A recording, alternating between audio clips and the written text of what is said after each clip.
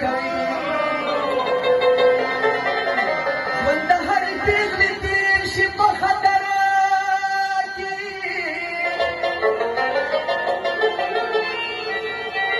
لومړی که ودرېږي د خپل کالا په ور کې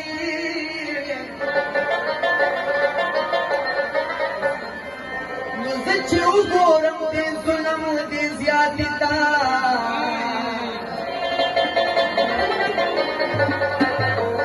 بغاوت مې سر راپورته کړي په سبا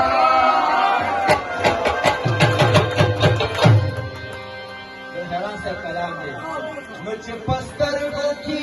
اورونه ګرځوي په مینو په سرونه